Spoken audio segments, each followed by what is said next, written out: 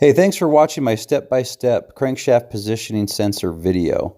If this in any way helps you, please subscribe to my page. I have a lot of other videos that I think will help you through many other projects. If your crankshaft positioning sensor goes bad, you lose power while you're in drive. The engine stops, you lose power steering. When you try to restart the car, it just continues to hit the starter over and over and over and over and over again because that sensor has overheated. The sensor is located behind all of these tubes over here to the driver's side of the engine.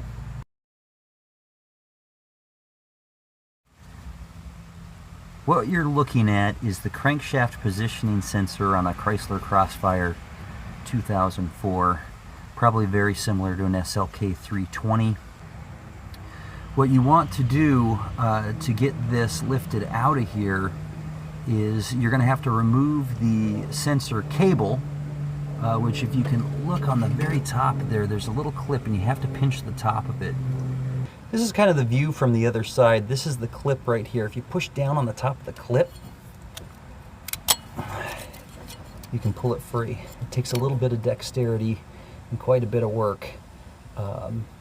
It may take 2 or 3 tries to get it right, but what you're pushing on is right here by my finger, and then that activates a plunger down at the end there by the yellow, and that will break it free.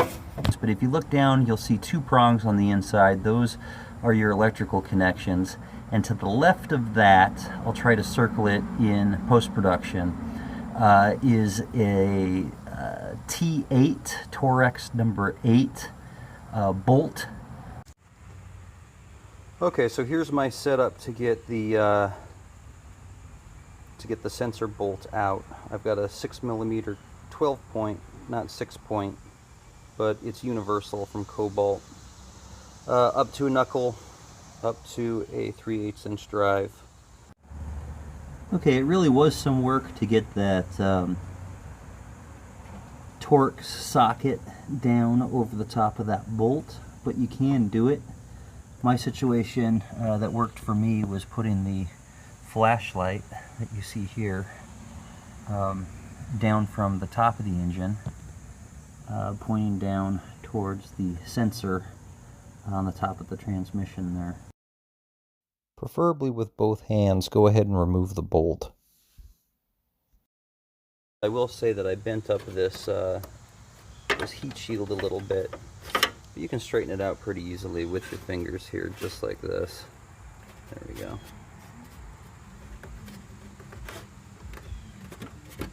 There we go. Good as new. Looking at it directly from the top, here's the extraction.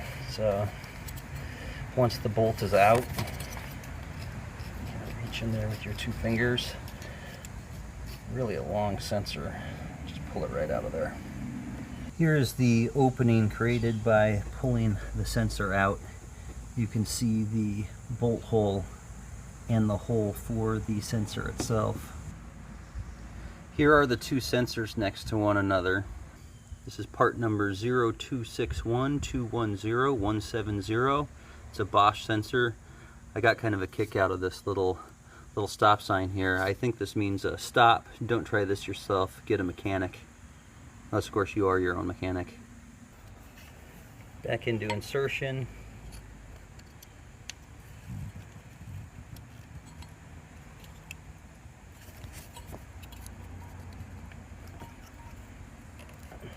There you go. And once the bolt has been dropped back down into the hole, tighten things up with your T6 Torex socket. There we are, back up and running with the new sensor in place. The wire loom pushed back on. It just goes on with a click. And we're going to start the engine and see how things sound. Okay, we go ahead and fire her up.